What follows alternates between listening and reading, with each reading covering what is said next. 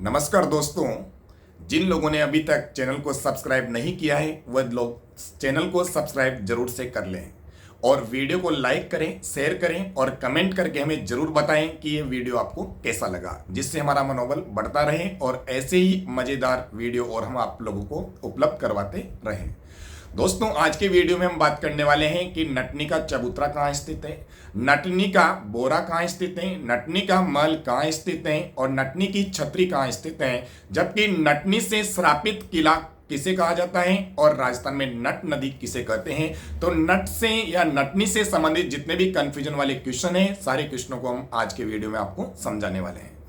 दोस्तों, आप लोग सभी जानते हो कि नटनी का चबूतरा पिछोला झील के किनारे उदयपुर में स्थित है और ये एग्जाम में भी क्वेश्चन आया हुआ है। लेकिन दोस्तों, इसके पीछे की कहानी क्या है उसको हम जानते हैं। दोस्तों, उदयपुर में एक नट परिवार आता है और वह नट परिवार नृत्यांगना से संबंधित, नाच से संबंधित बहुत ही निपुण था। ऐसे में ये बात उदयपुर के महाराणा को पता चलती है कि हमारे राज्य में एक नट परिवार आया है और उसमें एक लड़की है और वह लड़की बहुत ही सुंदर है, बहुत ही उसका शरीर लचकदार है और वह बहुत गजब का डांस करती है। जब ये बात उदयपुर के महाराणा को पता चली तो उन्होंने कहा कि हमें भी उसका डांस देखना है। नट परिवार को राज परिवार में बुलाया जाता है, राज दरबार में बुलाया जाता है और उनसे कहा जाता है कि आपको डांस करना है और डांस आपको बताना है। लेकिन जैसे उदयपुर के महाराणा उस गलकी नामक नटनी को देखते हैं, उसकी सुंदरता को देखते हैं और उसके शरीर की लचक को देखते हैं तो कहते हैं कि ये लड़की क्या डांस करेगी। ये बात गलकी नामक नटनी को अच्छी नहीं लगती है। वो भी महाराणा से हास प्रयास में कह देती हैं, अगर आपको हमारा नाच देखना है तो आपको राजमहलों से बाहर आना पड़ेगा। राजमहलों में बैठकर आप हमारे नाच को नहीं देख सकते। ये बात महाराणा को भी बुरी लगती है तो महाराणा कहते हैं कि हमें आपका डांस जरूर देखना है और आप कहते हो राजमहल से बाहर आकर हम आपका डांस देखेंगे, लेकिन हमारी एक शर्त है, आप डांस करोगे वह करोगे पिछोला झील के ऊपर एक रस्सी बांधी जाएगी, उस रस्सी पर आपको डांस करते हुए पिछोला झील को पार करना है। नटनी कहती है, जी मुझे शर्त मंजूर है, लेकिन अगर मैंने इस झील को नाचते नाचते पार कर दिया रस्सी पर तो फिर आप क्या करोगे। महाराणा जोश जोश में कह देते हैं कि आधा राज्य आपको दे दिया जाएगा। दोस्तों, शर्त लग जाती है और गलकी नामक जो नटनी होती है वह नाचने की कला में बहुत निपुण होती हैं, वह इस शर्त को मंजूर कर लेती हैं। राज दरबार के सिंहासन वगैरह पिछोला झील के किनारे रखते हैं और पिछोला झील पर इस पार से लेकर दूसरे पार तक एक रस्सी बांधी जाती है और रस्सी पर गलकी नामक नटनी अपना नाच दिखाने के लिए तैयार होती हैं। तो गलकी मुंह में एक तलवार ले लेती हैं और नाच करते करते, डांस करते करते पिछोला झील को आधे से ज्यादा पार कर जाती हैं। तभी उदयपुर के सामंत जागीरदार बोलते हैं महाराणा से कि महाराणा जी, अगर मान लीजिए ये नृत्यांगना इसको पार कर जाएगी, आप इसको आधा राज दे दोगे तो हमारा क्या होगा, हमें इसकी सेवा में कार्य करना पड़ेगा। ये बात वहाँ के सामंतों को अच्छी नहीं लगती है, लेकिन महाराणा कहते हैं कि बिल्कुल अगर ये पार कर जाएगी तो आधा राज मैं इसको दे दूंगा। इस बात को लेकर उदयपुर के सामंत और जागीरदार, जमींदार वो बड़े परेशान हो जाते हैं।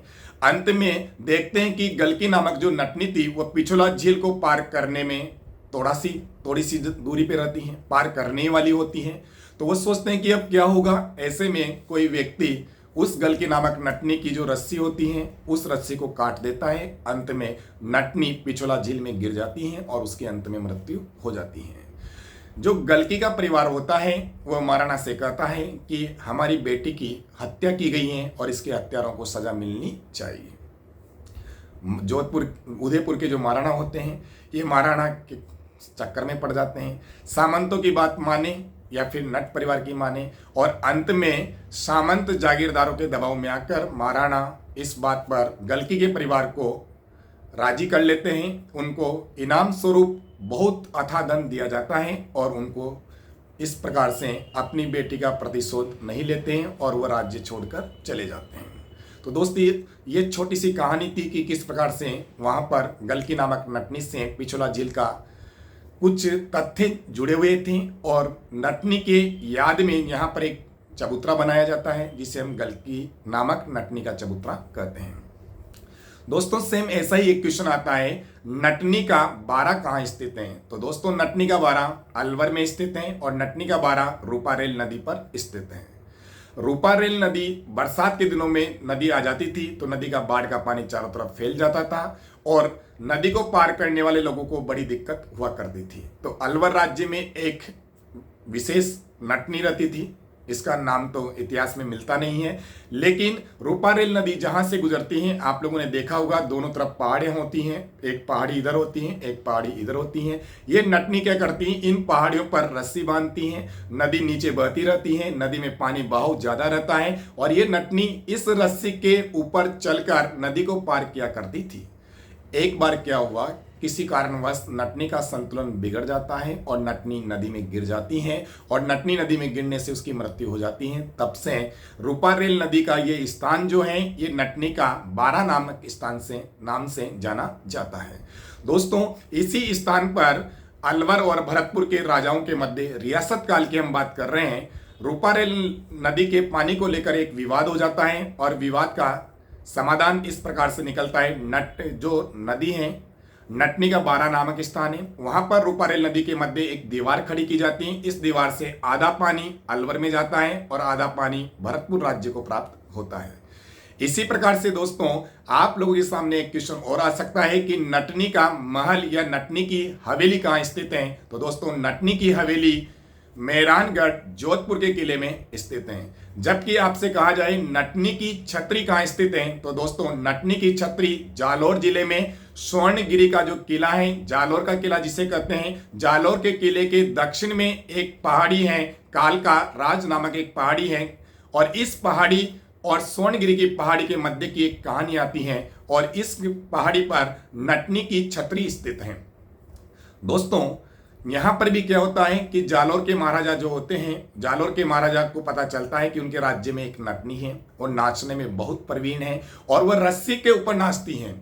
तो यहां पर भी जब जालोर के राजा नटनी से डांस के लिए कहते हैं तो नटनी कहती है कि ऐसे हम डांस नहीं करेंगे, लेकिन बाद में इस बात पर सहमति बनती है कि जालोर के राजा कहते हैं कि आपको डांस करना है और डांस में हम आपको प्रवीण तब मानेंगे जब कनकाचल पहाड़ी से लेकर कालका राज जो पहाड़ी है, इन दोनों पहाड़ियों के मध्य एक रस्सी बांधी जाएगी और इस रस्सी पर आपको डांस करते हुए इसको पार करना है।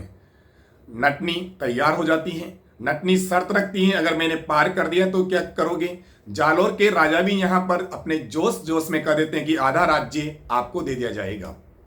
दोस्तों यहाँ पर भी नटनी रस्सी पर चलती हैं दूसरी पहाड़ी पर जाने के लिए और लगभग आधे से आगे वह निकल जाती हैं रस्सी को पार करते हुए दूसरी पहाड़ी पर जाने वाली होती हैं।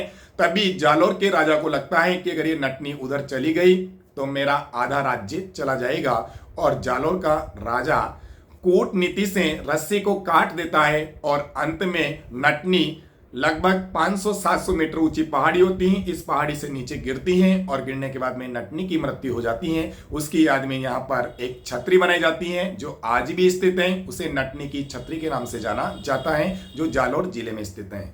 जबकि दोस्तों आप लोग जानते होंगे राजस्थान की और भारत की सबसे लंबी आंतरिक प्रवाह की नदी घग्गर नदी को नट नदी के नाम से भी जाना जाता है। ये नदी भी कभी लुप्त होती हैं, कभी दिखाई देती हैं, कभी लुप्त होती हैं, कभी दिखाई देती हैं। जिस प्रकार से नट अपनी कलाओं में प्रवीण होते हैं उन्हीं की तरह घग्गर नदी भी अपने कला में प्रवीण है, लुप्त होने की और दिखाई देने की में, इसलिए घग्गर नदी को भी नट नदी के नाम से जाना जाता है। जबकि दोस्तों तिमनगढ़ का किला जो वर्तमान में करौली में स्थित है, तिमनगढ़ के किले में भी सेम ऐसे एक नटनी की कहानी आती है कि रस्सी के सहारे एक पहाड़ी से दूसरी पहाड़ी पर जाने की और अंत में तिमनगढ़ का जो राजा होता है वह सोचता है कि मुझे आधा राज्य देना पड़ेगा और वह रस्सी को काट देता है। अंत में नटनी की मृत्यु हो जाती है और नटनी जब ऊपर पहाड़ी से रस्सी पर चलती रहती हैं तब वो नीचे गिरती हैं, तब वो श्राप दे जाती हैं कि तिमनगढ़ का किला कंकड़ पत्थरों में बट जाएगा, विखंडित हो जाएगा, खंडित हो जाएगा और इस प्रकार से तिमनगढ़ करौली का जो किला है उसे नटनी से श्रापित किला माना जाता है। तो दोस्तों आज के वीडियो में हमने देखा नटनी का चबूतरा उदयपुर में स्थित है, नटनी का बारा जो अलवर में स्थित है, नटनी की हवेली जो मेहरानगढ़ जोधपुर में स्थित है, जबकि नटनी की छतरी जालौर में स्थित है, और नटनी से श्रापित किला तिमनगढ़ का किला है जो करौली में स्थित है। और नट नदी कहते हैं घग्गर नदी को। दोस्तों कमेंट करके जरूर बताना कि ये वीडियो आपको कैसा लगा, और चैनल को सब्सक्राइब नहीं किया हो तो सब्सक्राइब जरूर करना, वीडियो को लाइक करना और शेयर करना ना भूलें। मिलते हैं हम नेक्स्ट वीडियो के साथ इसी प्रकार के मजेदार कहानियों के साथ। दोस्तों हमने जो कहानियां सुनाई नटनी वाली, ये कहानियां सभी जगह उदयपुर में, जालौर में, तिमनगढ़ में सेम कहानी चलती हैं। वही राजा से उसकी विवाद होता है, राजा जोश में कहता है कि हम आधा राज्य आपको दे देंगे। तो इसी प्रकार से ये किंवदंतियां हैं दोस्तों, इसकी ऐतिहासिक सत्यता कितनी है ये इतिहासकार ही जानते हैं।